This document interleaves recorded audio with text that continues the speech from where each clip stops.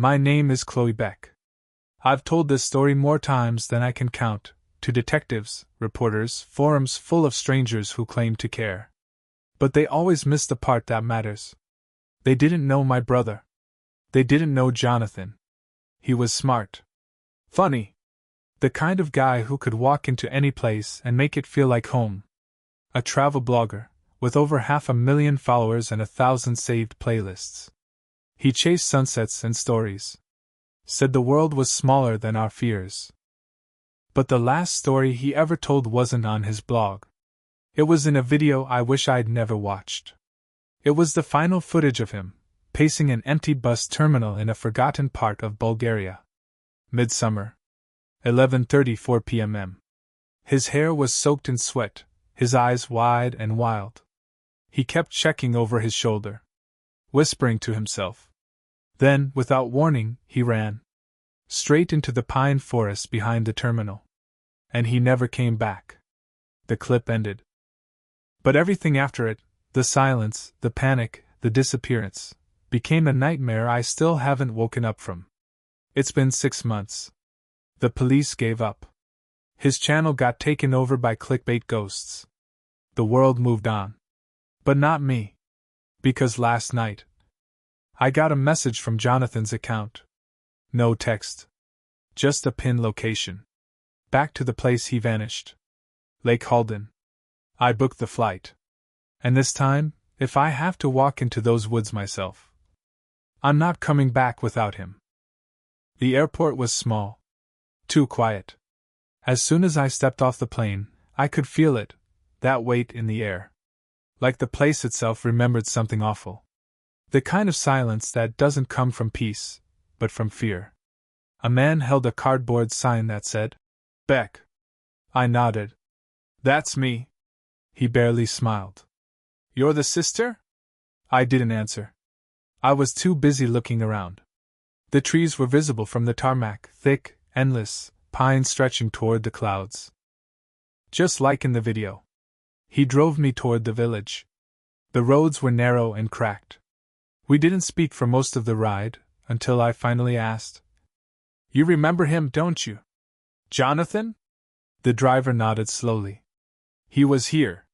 He stayed at the hostel. Room 3. What was he like? He didn't answer at first. Then quietly said, Happy at first. Then afraid. I felt that. Deep in my stomach. Like I knew what he meant before he finished saying it. We pulled up to the hostel just before sunset. It was small, wood-framed, wrapped in ivy and shadows. The front porch creaked under my steps. Room 3 was exactly as he'd left it. His journal was still there. I picked it up and flipped to the last page. The handwriting was different. Jagged. Panicked. The ink smeared like it had been written in a rush. Something's in the woods. Not just eyes. Something older. It knows my name. If I run, don't follow.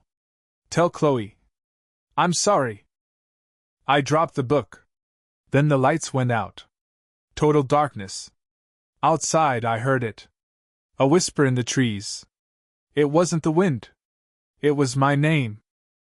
I didn't scream. I couldn't. I just stood there in the dark, frozen, holding my breath as the whisper faded into silence. For a second, I thought I'd imagined it. But then I heard the footsteps. Soft. Careful. Like someone didn't want to be heard, but wasn't trying hard enough to stay hidden. They moved just outside the window, crunching the pine needles below. Stopping. Starting again. I reached for my phone and turned on the flashlight, trembling. The room was empty. But the door handle began to turn. Slowly. I grabbed Jonathan's journal and backed into the corner. There was no lock. No escape. Then the door opened. And a flood of hallway light poured in. It was the hostel owner. A small woman in her 60s with a candle in her hand. I heard something, she said. So did I breathed. There was someone outside. She shook her head before I could finish. The forest echoes. It likes to play games. That phrase, it didn't feel metaphorical. Not here.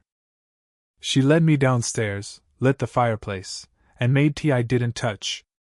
I'm only staying one night, I said. She didn't answer right away. Just stared at the flames. Finally, she said, You shouldn't go to the lake. Why? Because some people who go there don't come back. And the ones who do. She looked at me. Really looked. They're not the same. That night I barely slept. I kept the journal under my pillow. And the window closed tight.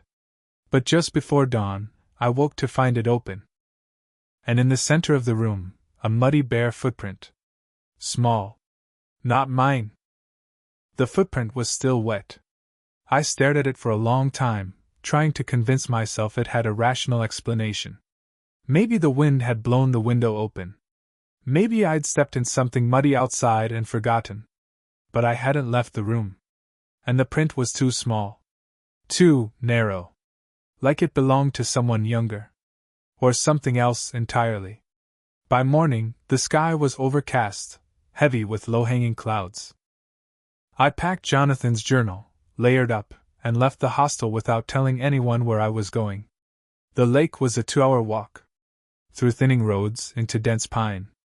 The deeper I went, the quieter everything became. Birdsong disappeared.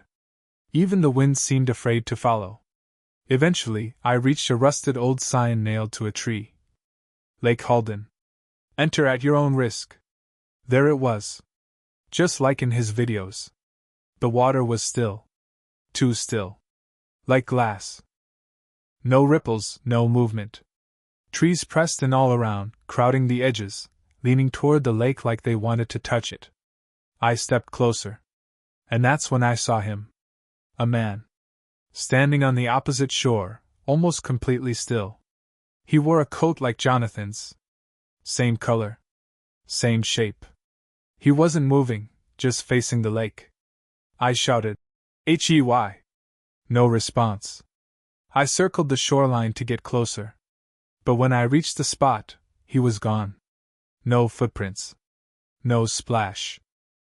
Just a small, red scarf tied around a low-hanging branch. I recognized it. It was mine. From when I was a kid. And tied to it was a note, in Jonathan's handwriting. Don't trust the one who looks like me. The scarf was real. I held it in my hands, still damp from the fog, knotted just how I used to tie it when I was a kid. But I hadn't seen it in over 15 years. Not since a family camping trip when it disappeared somewhere in the woods outside Denver. There was no way it could be here. Unless someone brought it. Unless someone wanted me to find it. I untied the note and stared at Jonathan's handwriting. Slanted, left-leaning, with the curl in the Y, exactly the way he used to write birthday cards. Don't trust the one who looks like me. The warning circled in my head like a hornet trapped in glass. Was he talking about someone impersonating him? Or something else? I searched the area for more clues, and just a few feet away, half buried beneath a pile of leaves, I found an old voice recorder. Still running. I pressed play. Click. This is day 3. I think they know I'm trying to leave. I saw myself yesterday. Standing across the lake. Not like a reflection. Like another me. Same coat. Same voice.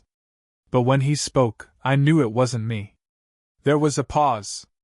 Then, Chloe, if you ever hear this, don't follow him. And if you're already here, find the bridge. That's where it all started. That's where I stopped being me. The recording cut off with static. My hands were shaking. The bridge. I checked the map I printed back in the States. There was no bridge marked near the lake, just trails, old roads, and dense, unnamed forest. But I knew what I had to do. I turned to head back, but froze. Someone was standing on the path I'd come from. Still. Watching. Not moving. And even from this far away, he looked just like Jonathan. I didn't run. Not right away. I stood there, locked in place, staring across the fog-drenched trail. He looked exactly like Jonathan. Same stance. Same coat. Same slouch in the left shoulder, from the time he fell off his bike in middle school and messed it up forever. But something was off. He was too still. Too silent. Too patient. I called out, "Jonathan?" He didn't answer. He just smiled. Not the warm, lopsided grin I remembered. No, this was colder. Like he was mimicking a smile he didn't understand. I stepped back slowly. Then he moved. But not toward me. He turned and walked into the woods. Deliberate. Confident. Like he knew I'd follow. I didn't want to. Every instinct screamed don't. But I also knew I couldn't ignore it. I trailed him, staying low, sticking to the shadows. The trees here grew denser. Branches clawed at my coat like they were trying to warn me.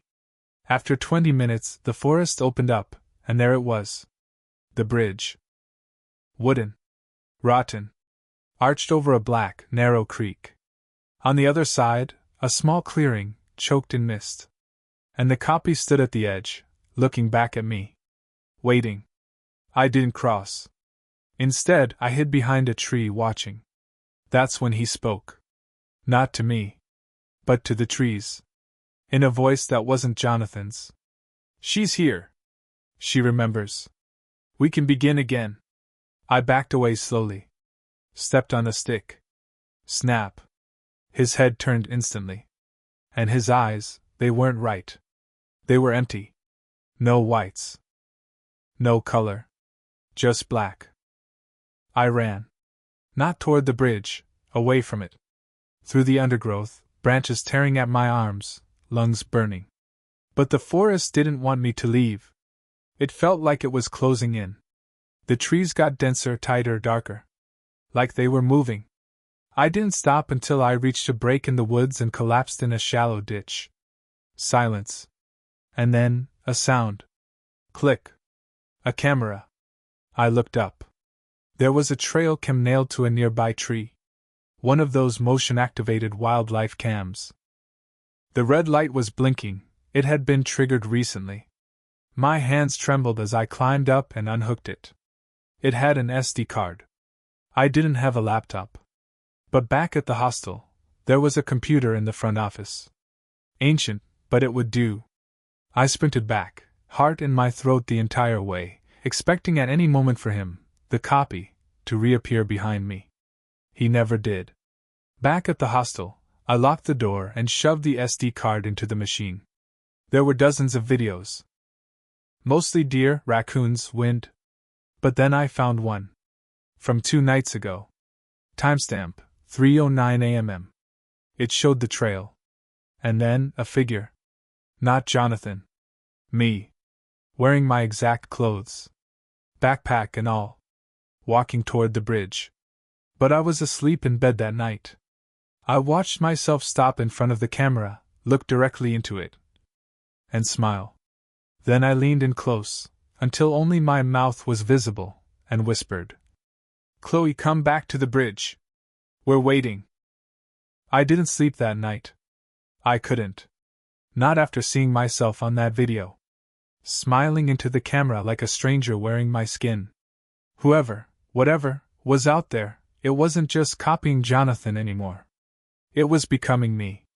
I stayed up, staring at the ceiling, Jonathan's journal in my lap. Rereading the last page over and over. "If I run, don't follow. Tell Chloe. I'm sorry." At 4:17 a.m., my phone buzzed. No number. No name. Just a voice message. I pressed play. It was me. My voice. My tone. "You should have stayed gone. Now you're part of it too. Come to the bridge. We'll finish what he started." I dropped the phone.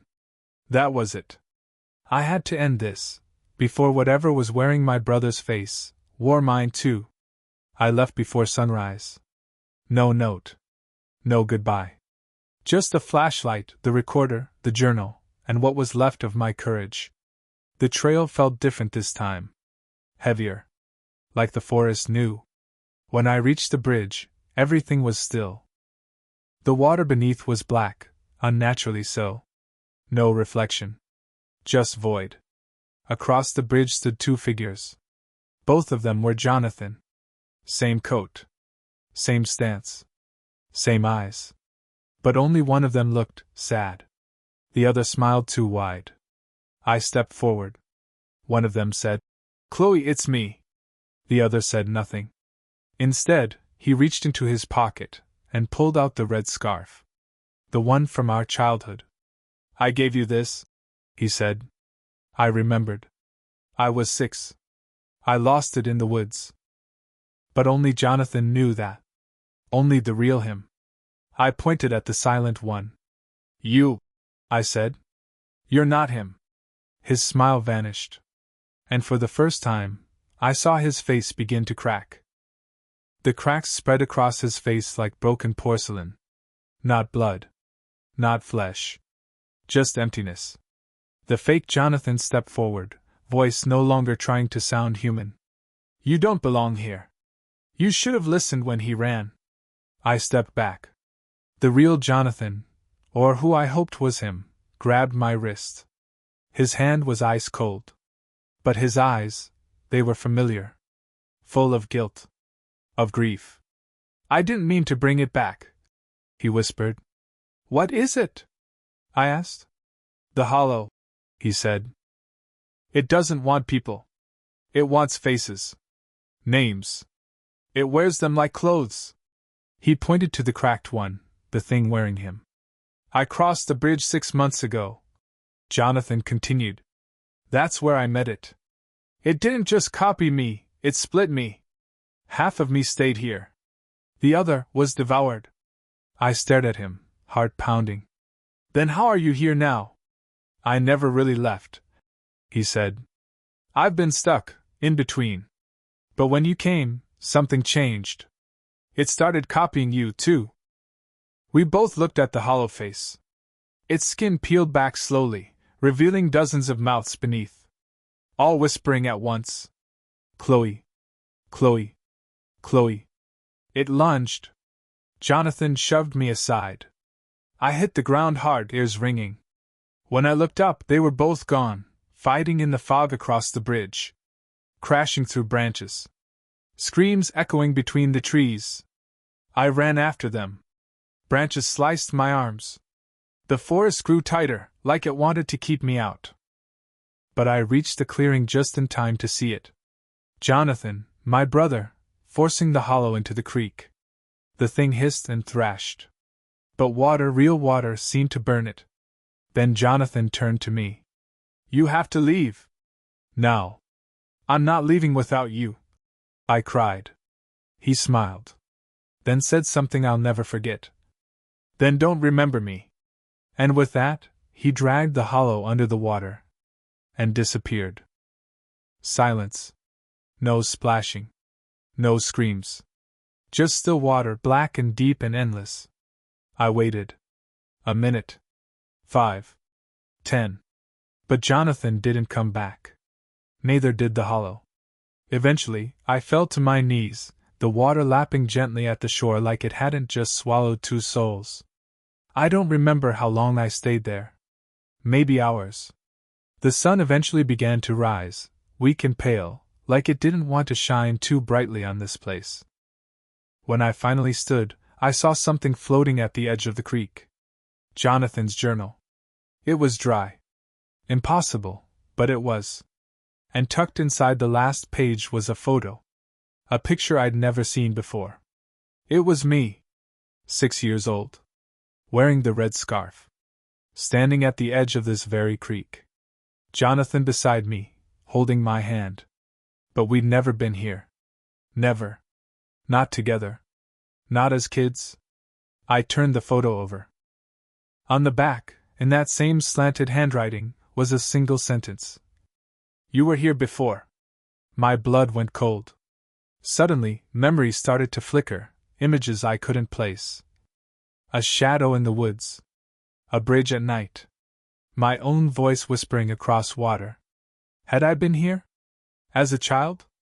Had something been waiting for me all along? I ran. All the way back to the village. Through trees that now felt like watchers. through wind that carried names I'd tried to forget. When I reached the hostel, the owner looked up, startled. "You're back," she whispered. "I need to ask you something," I said, out of breath. "Do you remember me?" She stared at me for a long time, then quietly replied, "You came here before. With your brother. 15 years ago. You left. He didn't." I couldn't speak. 15 years ago? I was 12. Jonathan was 13. Our family vacationed all over Europe that summer, but this place? This town? I remembered beaches. Cities. Castles. Not forests. Not this. "You're wrong," I whispered. The woman at the hostel shook her head slowly. "You stayed here," she said. "Room 3. Just like now. You were frightened back then, too." "No," I insisted. "That's not, I would remember." She stepped closer. "You screamed for him all night," she said softly. "He followed something into the woods. Said it looked like you. You begged your parents to stay, but they took you away the next morning." I felt like I was going to pass out. I stumbled into room 3 and tore through Jonathan's journal, flipping wildly until I found it, the first page. A date. Not from 6 months ago. From 15 years ago. This wasn't a new journal. It was the same one from back then. Somehow, it had returned to him. Just like I had. And then it hit me. Jonathan hadn't gone missing last year. He went missing the first time. And 6 months ago. He came back. Or something wearing him did. The hollow hadn't just been haunting him. It had been waiting for me to return. Because I ran once. And unfinished rituals don't like loose ends. At that moment my phone buzzed. One new voice message. I hit play. It was my voice. Again. "Don't try to leave. You're already part of it. And when you cross the bridge." A long pause. "Then, that's when you stopped being you." I didn't run. Not this time. I walked to the mirror on the wall of room 3, the same old, dusty glass that had hung crooked since I got here. I looked into it, expecting to see myself. But what stared back wasn't just me. There was something wrong with the eyes. Too wide. Too still. Too empty. And then my reflection smiled. Not a nervous smile. Not a broken one. But the smile of someone, or something, that had been waiting a very long time. "Welcome back," it said. The lights flickered. Outside I heard the wind rise, only it wasn't wind anymore. It was names. My name. And Jonathan's. Whispered again and again by hundreds of voices all speaking at once. I backed away from the mirror. But my reflection didn't move. It just stood there, still smiling. I grabbed Jonathan's journal and flashlight and ran out of the hostel. Into the dark. Into the trees. Back to the place it all began. The bridge. It was waiting for me. Untouched. Silent. That impossible, black water flowing beneath it like time itself. I stepped to the edge. And across the bridge I saw her. A girl. Small. Wearing a red scarf. She looked just like I did in that photograph. She raised her hand slowly, and waved. Then turned. And walked into the woods. I followed. Studio microphone epilogue. That was 3 months ago. They found my rental car. My bag. Even this journal, soaked but intact, left at the base of the old bridge. But they never found me. Some say I vanished like Jonathan. Others say I broke, wandered into the woods and lost my mind. But maybe the truth is simpler. Maybe the hollow doesn't take you all at once. Maybe it just waits. Until you remember. And then? It welcomes you home.